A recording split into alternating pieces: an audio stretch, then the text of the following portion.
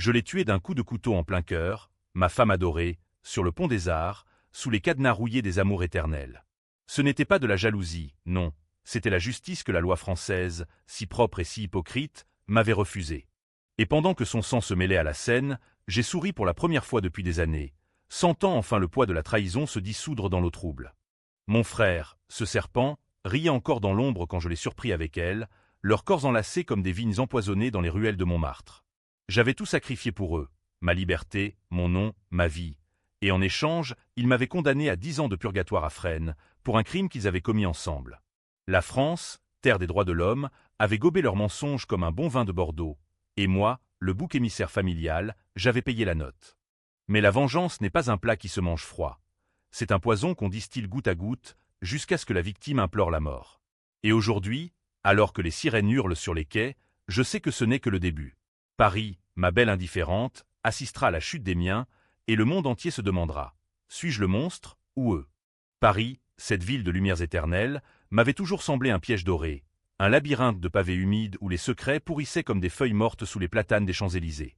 J'étais né ici, dans le 18e arrondissement, au pied de la butte Montmartre, où les artistes maudits peignaient leurs tourments et où ma mère, une modiste oubliée, cousait des rêves effilochés pour des bourgeoises de passage. Mon nom est Lucien Duval, et à 42 ans, je n'étais plus qu'un fantôme errant dans les couloirs du palais de justice, hanté par le fantôme d'une vie volée. Tout avait commencé par un baiser volé, ou du moins c'est ainsi que je l'avais imaginé au début. Élise, ma femme depuis 15 ans, avec ses cheveux châtains cascadants comme la Seine en crue et ses yeux verts qui promettaient l'éternité, m'avait juré fidélité sous la voûte gothique de Notre-Dame. Nous nous étions rencontrés à la Sorbonne, lors d'un séminaire sur Balzac, où elle disséquait le père Goriot avec une passion qui m'avait ensorcelé. Elle était professeure adjointe en littérature, une intellectuelle aux courbes généreuses, et moi, modeste employé de banque chez BNP Paribas, je m'étais cru le plus chanceux des mortels. Mais les serments, en France, sont comme les baguettes, croustillant au premier mordant, vite rassis. Mon frère, Antoine, était l'ombre de notre enfance. 3 ans mon aîné, il avait toujours été le préféré de notre père, un notaire rigoriste qui voyait en lui l'héritier parfait, tandis que je n'étais que le second, le remplaçant en cas de coup dur. Antoine, avec son sourire carnassier et ses costumes sur mesure d'Armani, gravissait les échelons de la politique locale, adjoint au maire du 7e arrondissement, un poste qui puait la corruption autant que les égouts sous les ponts. Il vivait dans un appartement haussmannien rue de Rivoli, rempli de tableaux volés à des collectionneurs italiens, et il collectionnait les maîtresses comme des timbres rares. Mais Élise, jamais je n'avais soupçonné qu'elle entrerait dans sa galerie. C'était un soir d'octobre 2018, sous une pluie fine qui transformait les rues en miroirs brisés. J'étais rentré plus tôt de la banque, un mal de tête lancinant me poussant à abandonner les colonnes de chiffres. Notre appartement au Marais, avec ses poutres apparentes et ses livres empilés jusqu'au plafond, était vide. Élise avait prétexté un dîner avec des collègues de la fac, mais un oubli de son téléphone sur la table de la cuisine m'avait révélé la vérité. Un message d'Antoine, ce soir, au Moulin Rouge. Porte la robe rouge. Oublie Lucien. Le Moulin Rouge. Ce temple de la débauche, avec ses plumes et ses illusions, n'était qu'à 10 minutes à pied. Je m'y suis précipité, le cœur battant comme un tambour de la garde républicaine. À travers les vitres embuées, je les ai vus, Élise, riant aux éclats, sa main sur la cuisse d'Antoine, leurs lèvres se frôlant dans la pénombre d'une loge privée. Le choc m'a cloué sur place, plus violent qu'un coup de pied de mule. Mais ce n'était que le prélude. Les semaines suivantes, j'ai joué le rôle du mari trompé en silence, ramassant les miettes de leur trahison comme un mendiant sous les ponts. J'ai engagé un privé, un ancien flic nommé Moreau, qui pour quelques billets souillait m'a fourni des photos compromettantes. Des nuits à l'hôtel Lutetia, des week-ends volés en Normandie, et pire, des conversations enregistrées où Antoine murmurait à Élise « Lucien est faible. Il ne soupçonnera jamais. Avec son aide, nous serons riches. » Son aide? De quoi parlait-il? La réponse est venue comme un coup de tonnerre, un soir de novembre, lors d'un dîner familial chez nos parents, dans leur pavillon bourgeois de Neuilly-sur-Seine. La dinde rôtissait dans le four. Non, pas de Thanksgiving ici, mais un simple repas de fête des morts, où l'on honore les disparus en se gavant de foie gras. Antoine et Élise étaient là, radieux, jouant les amoureux transis devant le monde. Moi, je sirotais mon Bordeaux, observant leur regard complice. C'est alors qu'Antoine a glissé, un verre de trop dans le sang. Souviens-toi, Lucien, comment tu as sauvé la famille cette fois-là. Sans toi, nous serions tous en tôle. Élise a pâli, posant sa main sur la sienne pour le faire taire. Mais il était trop tard. Ce soir-là, seul dans la cuisine, j'ai fouillé l'ancien bureau de mon père, mort 2 ans plus tôt d'une crise cardiaque, où étaient ceux du chagrin? J'y ai trouvé des lettres jaunies, des relevés bancaires falsifiés, et le dossier d'une affaire classée, l'assassinat de Marcel Lefebvre, un usurier du 13e arrondissement, en 2015. Lefebvre avait prêté de l'argent à notre famille pour sauver la notaire de père, engluée dans des dettes de jeu. Mais Antoine, ambitieux, avait vu en lui un obstacle.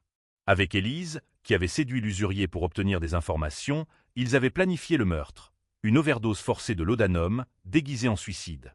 Seulement, la police avait flairé le coup, et pour couvrir leurs traces, ils m'avaient impliqué. J'étais l'alibi parfait, le frère naïf, l'époux fidèle. Ils m'avaient fait signer une fausse déclaration, prétendant que j'avais vu Lefebvre seul ce soir-là. Et quand les enquêteurs ont insisté, Antoine avait graissé la patte à un juge, me désignant comme le suspect principal pour détourner l'attention. J'avais passé 6 mois en détention provisoire, battu par des codétenus, avant que l'affaire ne soit étouffée pour manque de preuves. Mais le mal était fait, mon nom souillé, ma carrière ruinée, et une ombre sur mon âme.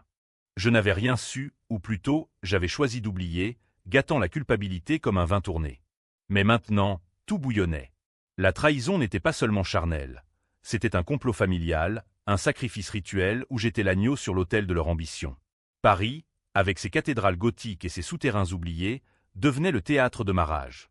Les jours suivants, je me suis plongé dans les catacombes de la ville, littéralement et figurativement. J'ai visité les ossuaires sous d'Enfer Rochereau, marchant parmi les crânes empilés, me sentant comme Rastignac dominant Paris du Père-Lachaise. Là, dans l'obscurité humide, j'ai juré vengeance.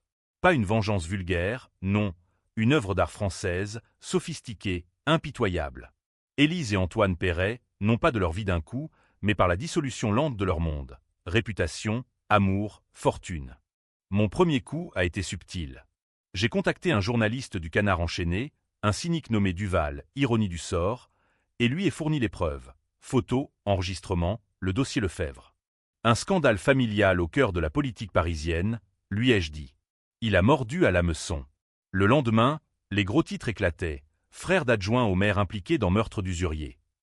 Antoine Agnier, bien sûr, convoquant une conférence de presse place Beauvau, mais les fissures étaient là. Élise, paniquée, m'a appelé. « Lucien, qu'as-tu fait ?»« C'est de la folie. »« De la folie ?» ai-je répondu, la voix calme comme la Loire en été. « C'est la vérité, ma chère. Celle que tu m'as cachée pendant des années. » Elle a pleuré, supplié un rendez-vous. Nous nous sommes vus au café de Flore, sous les yeux indifférents de Saint-Germain-des-Prés. Ses yeux rougis contrastaient avec son maquillage impeccable. C'était une erreur, Lucien. Antoine m'a forcé. Le meurtre. C'était lui, pas moi. J'ai seulement aidé. Forcé? Le mensonge était aussi transparent que la tour Eiffel par temps clair. Mais j'ai feint la compassion, posant ma main sur la sienne. Nous arrangerons ça. Ensemble. En sortant, j'ai glissé un traceur GPS dans son sac, un petit bijou technologique acheté sur le dark web via un contact à Belleville. Désormais, je les suivrais comme un fantôme. La tension montait. Antoine, sentant le vent tourner, a tenté de m'approcher. Un soir, il m'a invité dans son bureau de la mairie, une pièce lambrissée d'acajou avec vue sur la Seine. « Frère, a-t-il dit, versant 2 verres de cognac, oublions le passé. Je peux t'aider à remonter la pente. Un poste à la banque, peut-être ?»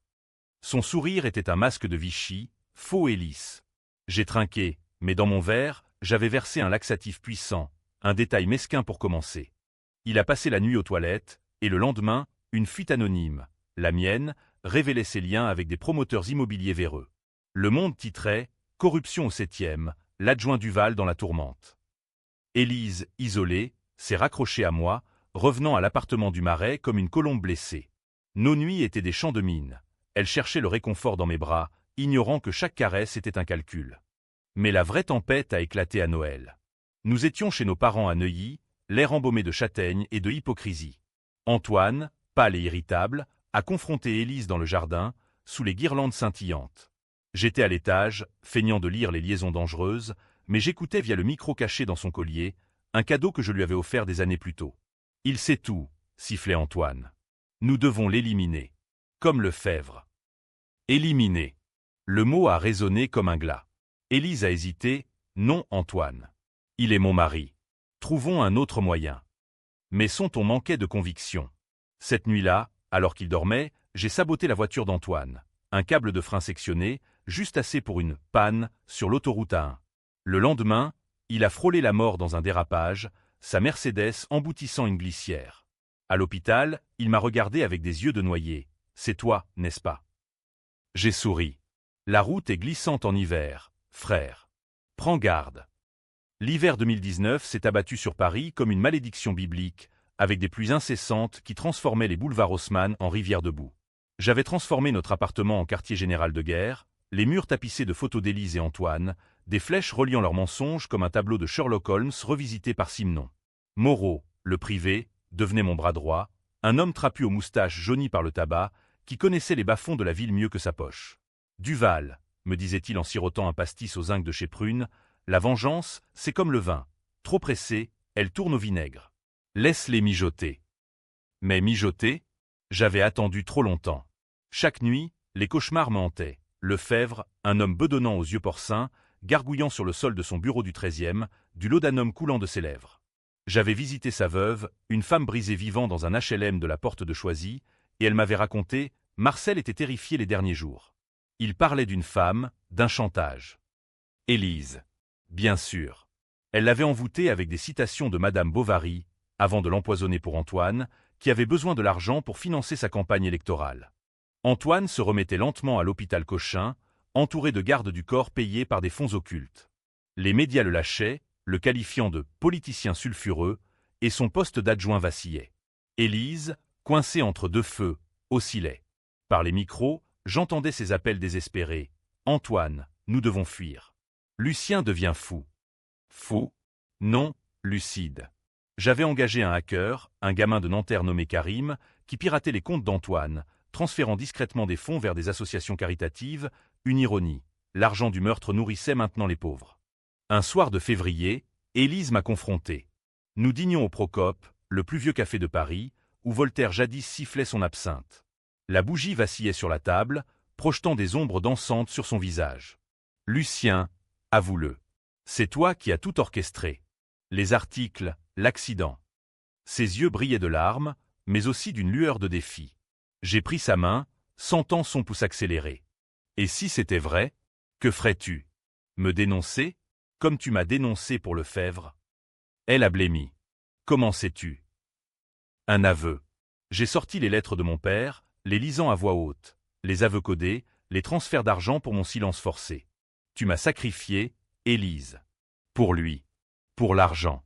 Pour le pouvoir. Elle s'est effondrée en sanglots, murmurant, c'était une erreur. Antoine m'a promis le monde. Il m'a dit que tu ne saurais jamais. Jamais. Le mot résonnait comme un écho dans les caves de la ville. Nous avons quitté le Procope sous la neige fondue, marchant vers le Pont-Neuf. Là, sous les statues impassibles, elle a tenté de m'embrasser, un geste de rédemption ou de manipulation. Je l'ai repoussé doucement. Pas encore. D'abord, répare. Aide-moi à détruire Antoine. Elle a accepté, tentée par la survie. Ensemble, nous avons monté un piège, un faux rendez-vous avec un promoteur corrompu, un enregistrement où Antoine admettrait tout. Karim a tout capturé, et le lendemain, la bombe a explosé au Figaro. Aveu d'un adjoint, meurtre et corruption au cœur de Paris. Antoine a été arrêté sur le champ, menottes au poignet devant les caméras de BFM, son masque de politicien se fissurant en direct. Mais Élise, elle n'était pas innocente. Pendant qu'Antoine pourrissait à la santé, elle revenait vers moi, cuisinant des blanquettes de veau, murmurant des « je t'aime » qui sonnaient faux. Je jouais le pardon, mais intérieurement, la rage bouillonnait. Un soir, fouillant son téléphone, j'ai découvert l'ultime trahison. Des messages à un avocat, préparant mon divorce, et pire, un plan pour me faire interner, me déclarer fou pour hériter de tout. La mèche était allumée. J'ai contacté Moreau, il est temps pour le coup final. Nous avons suivi Élise jusqu'à une soirée au Fouquet-S, où elle dansait avec des amis de la fac, oubliant déjà son amant en cage. Je l'ai attendue dans une ruelle adjacente, le cœur battant. Quand elle est sortie, titubante de champagne, je l'ai attrapée. « Viens avec moi. Une dernière chance. » Elle m'a suivi, pensant à une réconciliation. Au lieu de cela, je l'ai emmenée aux catacombes, payant le gardien pour une visite privée. Dans les tunnels sombres, entourés de millions d'ossements, j'ai allumé une lanterne. Ici, Élise, repose le passé. Et ici, il renaîtra. Confesse-toi. Tout. Tremblante, elle a parlé. Le laudanum acheté en pharmacie du quartier latin, la nuit du meurtre où Antoine l'avait forcé à regarder, les mensonges à la police pour me charger. Mais au milieu de ses aveux, elle a ri, un rire hystérique. Et toi, Lucien, tu crois que tu es innocent? Ton père savait tout. Il t'a choisi parce que tu étais faible, le parfait bouc. Faible? Le mot a allumé la mèche. J'ai sorti le couteau, un laguiole hérité de mon grand-père, aiguisé comme une lame de guillotine. Pour Lefebvre. Pour moi. Le coup a été précis, entre les côtes, droit au cœur. Son sang a giclé sur les crânes, un sacrifice païen dans les entrailles de Paris. Elle a gargouillé, Antoine te tuera. Puis, silence. J'ai traîné le corps plus profond, le couvrant de poussière osseuse, et suis remonté à la surface, l'air plus léger que jamais. La police a mis des jours à trouver le corps, attribuant cela à un amant jaloux, ironie. Antoine, depuis sa cellule, a hurlé mon nom, mais les preuves contre lui étaient accablantes. Libéré sous caution, il m'a traqué, jurant vengeance. Mais Paris est grande, et les ombres longues. Le printemps 2019 a fleuri sur Paris comme une moquerie, les cerisiers du Luxembourg éclatant en rose pendant que mon monde se noircissait en deuil fin. La mort d'Élise a été un scandale. Professeur assassiné dans les catacombes, un crime passionnel. Les tabloïds spéculaient, les collègues de la Sorbonne pleuraient, et moi, le veuf éploré, j'assistais à l'enterrement au cimetière du Montparnasse, sous un ciel de plomb. Antoine, libéré mais assigné à résidence, n'a pas pu venir. Son avocat plaidait l'innocence, mais les enregistrements fuitaient comme du mercure. J'ai joué mon rôle à la perfection. Interview larmoyante à France Inter, où je dépeignais Élise comme une sainte et Antoine comme le monstre. Mon frère l'a corrompu, sanglotais-je. Les Français, amateurs de drames familiaux à la plus belle histoire, gobaient tout. Mais intérieurement, je savourais. La vengeance était un opéra wagnérien, et j'étais le metteur en scène. Pourtant, les doutes rampaient. Moreau, lors d'un briefing au comptoir général, m'a averti « Duval, t'as franchi la ligne. La police fouille. Et Antoine est rusé. Il l'a toujours été. » Rusé? Oui. Quelques jours après l'enterrement, un colis est arrivé. Une oreille de cochon, avec une note « La prochaine sera la tienne. » Signé A. Mon sang s'est glacé, mais la peur s'est muée en fioul. J'ai riposté. Via Karim, j'ai hacké les communications d'Antoine, découvrant son plan, soudoyer des témoins pour me faire accuser du meurtre d'Élise. Il contactait la veuve de Lefebvre, offrant de l'argent pour qu'elle témoigne que j'avais menacé son mari. La vieille femme, appâtée par la misère, acceptait. Je l'ai devancée, lui rendant visite avec un chèque anonyme et des preuves de la corruption d'Antoine. Choisissez votre camp, madame. La justice ou l'argent sale. Elle a choisi la vérité, et son témoignage a coulé Antoine plus bas. Mais le vrai twist est venu d'un appel inattendu. Mon père, ou du moins sa voix enregistrée, via un fichier caché dans son ordinateur. Je l'avais exhumé des archives familiales. Lucien, mon fils, tenait-il d'une voix chevrotante, si tu écoutes ceci, c'est que je suis parti. Sache que tout était pour te protéger. Antoine. Il est comme moi, ambitieux, impitoyable. Le meurtre de Lefebvre? J'ai couvert, mais c'est toi qui aurais dû le faire. Tu es le sang de mon sang, le vengeur. Ne laisse pas la faiblesse te ronger. Choqué, je me suis effondré. Mon père, ce pilier de la bourgeoisie, avait orchestré le chantage initial contre Lefebvre. Il m'avait formé dans l'ombre, me voyant comme son instrument. Étais-je le monstre ou l'héritier? Cette révélation a fissuré ma rage, mais l'a aiguisée. Antoine n'était pas seulement mon frère, il était mon miroir déformé. La tension culmina en mai, lors du procès d'Antoine au tribunal de Paris. La salle était bondée, l'air lourd d'encens et de sueur. Je témoignais, les yeux dans les siens, décrivant la trahison avec une éloquence de Corneille. Il a volé ma femme, mon honneur et une vie innocente. Le jury, des Parisiens blasés, hochait la tête. Mais Antoine, en chemise blanche impeccable, a contre-attaqué « Mon frère est le coupable. Il a tué Élise pour la punir de notre amour. » Et Lefebvre? Lucien l'a haï pour ses dettes. Un murmure a parcouru la salle. Il produisait des preuves, un journal intime falsifié d'Élise, me dépeignant comme jaloux pathologique. Le public se divisait. Certains voyaient en moi le martyr, d'autres le psychopathe. Les féministes hurlaient « Justice pour Élise », tandis que les conservateurs défendaient l'honneur familial. Paris, ville des Lumières, se polarisait autour de mon drame.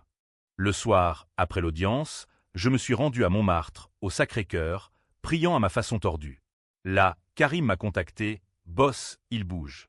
Antoine prépare une fuite via un complice au quai des Orfèvres. » Le complice? Un inspecteur corrompu, ancien mentor de Moreau. La trahison s'étendait comme une métastase. J'ai agi vite. Avec Moreau, nous avons tendu une embuscade sur la route de Deauville, où Antoine devait s'échapper en yacht.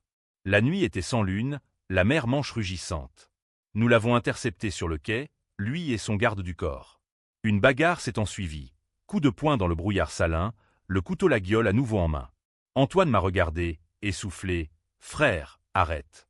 Père voulait que nous régnions ensemble. » Ensemble, le mensonge final. J'ai frappé, non mortel, mais assez pour le blesser. La police, alertée anonymement, l'a repris. Au procès, son complice a craqué, révélant tout, le pot de vin, la fuite planifiée. Antoine a été condamné à 20 ans, ferme, pour meurtre et corruption. La salle a applaudi, mais moi, je sentais le vide. Pourtant, la vengeance n'était pas achevée. Élise était morte, Antoine en cage, mais le fantôme de mon père me hantait. J'ai brûlé ses enregistrements dans un brasero du Champ-de-Mars, regardant les flammes dévorer les mots. Paris, indifférente, continuait son ballet, touriste sous la tour Eiffel, amant sur les berges. Mais un soir de juin, une lettre est arrivée, de la veuve de Lefebvre. « Monsieur Duval, merci pour la justice. Mais sachez que votre frère n'était pas seul. Votre père. Il a tout su. Et vous? Êtes-vous libre? » Libre? Non. La boucle se refermait. L'été 2019 a étouffé Paris dans une canicule infernale, l'asphalte fondant sous les semelles comme du camembert trop mûr. Antoine derrière les barreaux, Élise sous terre, j'aurais dû respirer, mais la culpabilité rampait, un serpent dans le jardin des Tuileries. Les amis d'Élise me fuyaient, me jetant des regards accusateurs lors de vernissages au Louvre. « Meurtrier », murmurait-il. Moi? Non, justicier. Mais la ligne était floue, comme les mirages sur le canal Saint-Martin. J'ai plongé dans le travail, promu ironically à la banque pour ma résilience. Les chiffres, ces abstractions froides, me protégeaient. Mais les nuits étaient pires. Rêve où Élise me suppliait, son sang sur mes mains tachant les draps de soie.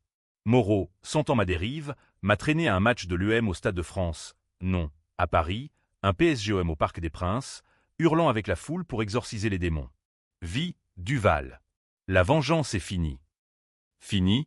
Karim, le hacker, m'a appelé un soir doux. Boss, y a du neuf. Antoine prépare un appel.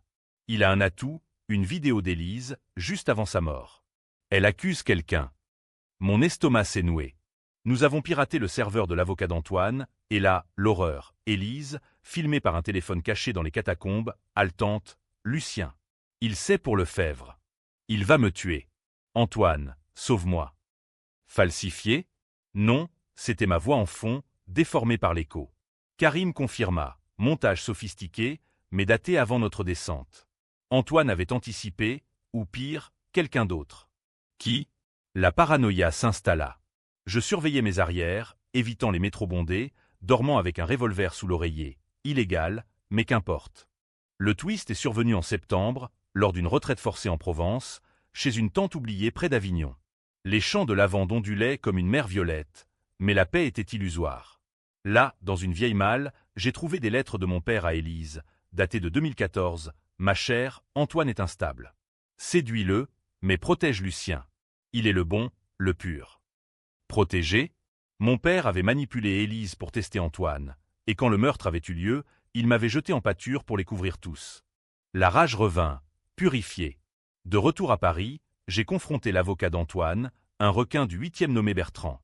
Au bar Hemingway du Ritz, entre deux martinis, je l'ai menacé, révoque la vidéo, ou tes secrets sortent. Il a ri, Duval, vous êtes fini. Antoine a des amis au placé. Le président lui-même. Le président? Un scandale d'État? Non. Le vrai couvain d'Antoine lui-même, via un codétenu qui m'a approché au bistrot, il veut un marché. Confesse le meurtre d'Élise, et il enterre la vidéo. Marché? J'ai refusé, mais la pression montait. Les médias relançaient l'affaire, des pétitions en ligne divisant le pays. Justice pour Élise contre vengeance Duval. Les intellectuels comme Onfray débattaient sur BHL à la télé. Est-ce la fin de l'honneur français? Le climax a éclaté en octobre, lors d'une audience d'appel au palais de justice. La foule se massait sur l'île de la Cité, la scène bouillonnant comme on sent. Antoine, amaigri en costume gris, a témoigné « Lucien m'a tendu un piège. Il a tué Élise de sang-froid, comme il a planifié ma chute. » La vidéo a été projetée, et le jury a froncé les sourcils. Moi, appelant à la barre, j'ai nié, mais les doutes planaient. C'est alors que j'ai joué ma carte. Les lettres de mon père, authentifiées par un expert. Voyez, mesdames et messieurs, la toile familiale. Antoine n'est pas victime, il est le filateur. Le public s'est divisé en clameurs, applaudissements pour moi, huées pour lui. Une féministe a crié « machisme toxique ». Un supporter « vive la revanche ». Le juge a ajourné, mais la fracture était là. Cette nuit-là, seul sur le pont des Arts, j'ai contemplé les cadenas, symboles d'amour brisé. Un appel, Moreau. Duval, fuis. La police vient pour toi. Preuve d'Élise, ton ADN sur le corps. ADN? Impossible. À moins que Antoine, dans sa cellule, avait planté la scène, soudoyant le légiste. La chasse commença. Je me suis fondu dans les ombres de Belleville, dormant dans des squats, mangeant des kebabs froids. Karim m'a fourni une nouvelle identité, un passeport pour Lisbonne. Mais avant de partir, un dernier acte. Novembre 2019, Paris sous la grisaille, les feuilles mortes tourbillonnant comme des âmes damnées. Traqué, je me cachais dans les greniers de la Goutte d'Or, écoutant les sirènes ululer mon nom aux infos. Lucien Duval, suspect principal dans le meurtre de sa femme. Les chaînes en boucle, interviews de voisins, il semblait si normal, et d'Antoine, rayonnant en visioconférence, justice sera faite. Mais la justice française, cette grande absoute, penchait pour le sensationnel. Le public, lassé des gilets jaunes, se délectait de mon drame. Podcast sur Spotify disséquait mes motivations patriarcales. J'étais le vilain du moment, ou l'anti-héros. Les forums Reddit français explosaient. Duval est un héros, il a nettoyé la pourriture politique. Contre psychopathe misogyne, pendons-le. Karim m'a exfiltré vers Orly, un vol low cost pour Lisbonne déguisé en touriste. Mais en route, le twist final, un message crypté d'Antoine. Frère, rejoins-moi. Tout était un test de pair. Viens à Fresnes, visite. Test? Fou de rage, j'ai détourné. Au lieu de fuir, j'ai infiltré la prison via un contact de Moreau, un maton corrompu. La nuit de ma visite, Fresnes était un purgatoire de béton et de cris étouffés. Antoine m'attendait en parloir, séparé par du plexiglas. Lucien, a-t-il souri, ce sourire carnassier. Tu as mordu à l'hameçon. Père voulait que le plus fort survive. Élise était le prix. Le meurtre de Lefebvre? Notre initiation. Tu as échoué en te rebellant. Échoué? Non. J'avais gagné. Et la vidéo? L'ADN? Ai-je demandé. Il a ri, faux. Pour te briser. Mais avoue, et je te sauve. Ensemble, nous régnons. Le marché du diable. J'ai feint l'acceptation, mais sous la table, j'ai glissé un sachet, du laudanum, le même poison. Il l'a pris, pensant un cadeau. Cette nuit, en cellule, il l'a bu, croyant un somnifère pour la douleur. Au matin, on l'a trouvé mort, suicide officiel. La presse a titré « Fin tragique pour l'adjoint Duval, overdose volontaire ». Libéré des soupçons, l'ADN s'est révélé un montage, discrédité par Karim, j'ai fui à Lisbonne. Mais la victoire est amère. Paris me tente, les quais, les catacombes, le sang. Suis-je vengeur ou assassin? La France, avec sa guillotine oubliée, jugera. Aujourd'hui, sous le soleil ibérique, je vis incognito, écrivant ceci comme confession. Le twist? Élise portait notre enfant, découvert post-mortem. Un fils ou fille que j'ai tué avec elle. Héroïque? Monstrueux? À vous de juger. La vengeance est un cercle, et le mien se referme sur un vide. Adieu, Paris.